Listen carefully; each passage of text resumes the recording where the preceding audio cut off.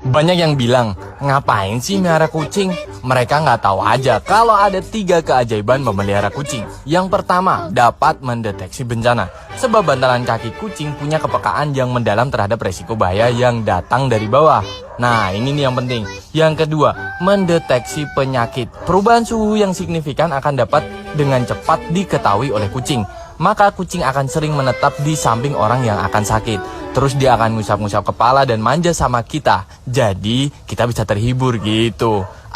Yang suka ngeremehin nggak tahu.